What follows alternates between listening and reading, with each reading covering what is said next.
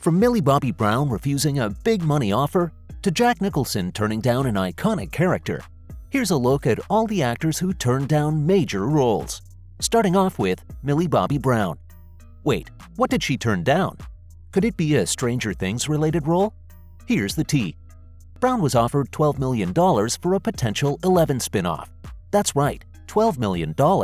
But she rejected the offer to branch out into other roles. At least that's what The Sun and the Daily Mail reported.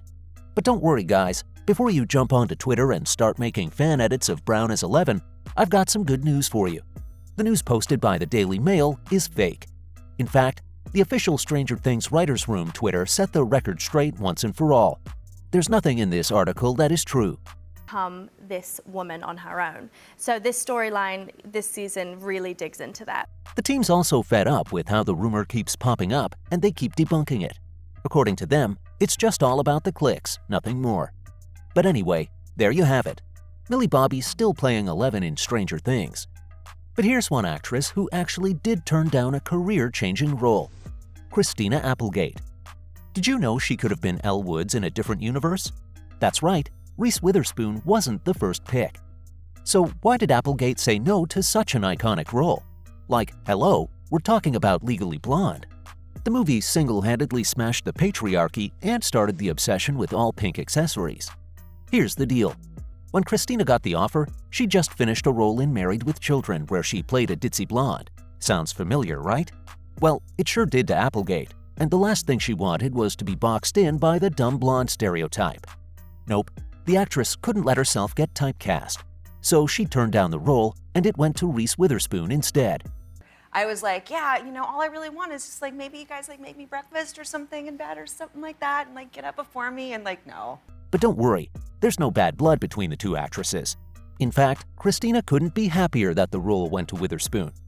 She shared in the future that she didn't regret her decision, simply because Reese Witherspoon did a much better job than she ever could. I can't ever say I'd want to see Elle Woods, aka the most ambitious Harvard law student and the most pink one to be played by anyone else. Cause let's be real, Reese was an effortless Elle Woods. Anyway, here's another actor who let a golden opportunity slip out of their fingers, and all thanks to scheduling conflicts.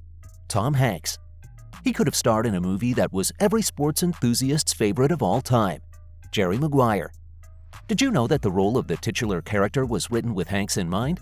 But like I mentioned before, his scheduling conflicts caused him to turn the role down.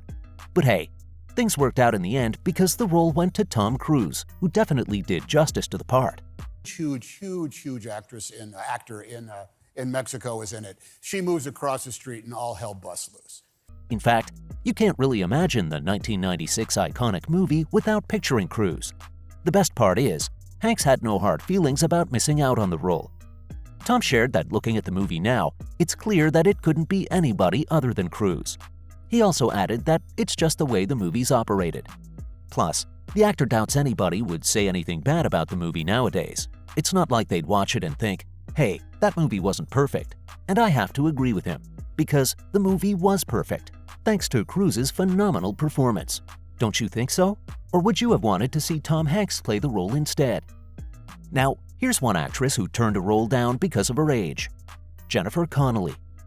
The lead couple of the 1990 classic Pretty Woman was really different during the early stages. For one, there was no Julia Roberts on board. I can't remember the first time I saw it, but I saw it and I loved it, and it's awesome. And this one, if you like the first one, you're gonna love this one. The film's director, Gary Marshall, had a number of actresses in mind. And get this, Jennifer Connelly was the frontrunner.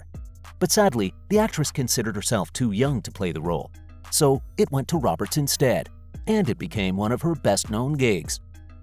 The next actor who turned down a major role actually caused quite a stir at the Oscars.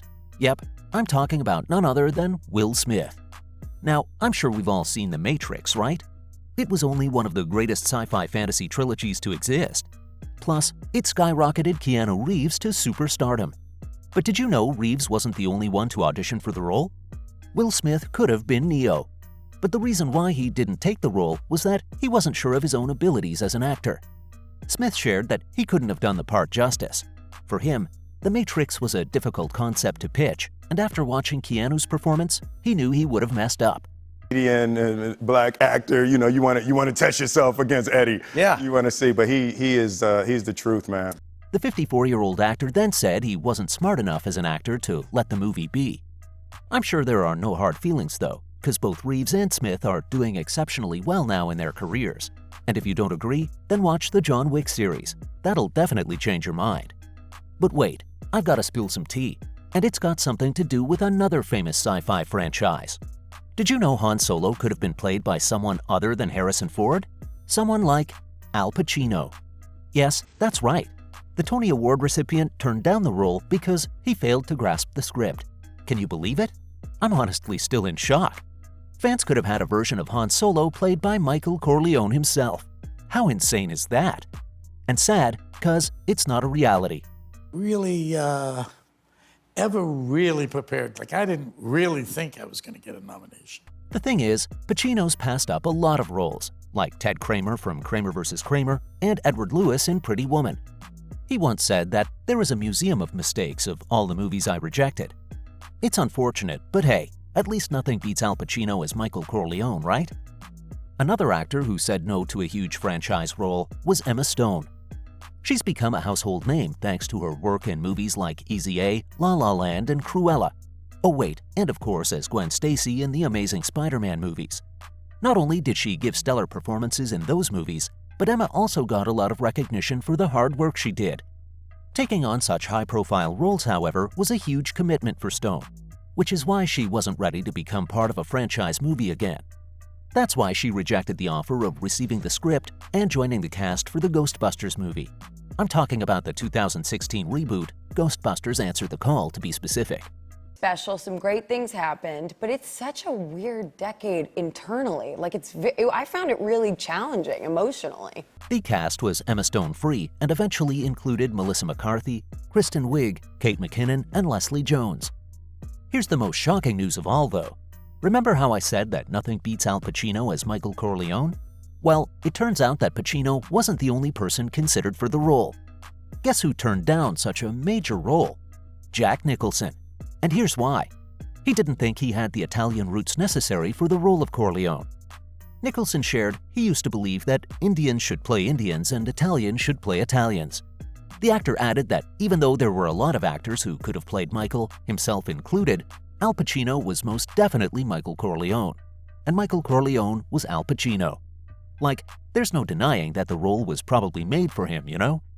Plus, according to the Shining actor, he can't think of a better compliment to give Pacino. And I agree. It's so refreshing to see actors wholeheartedly supporting each other. And that's all. These were all the actors who turned down major roles.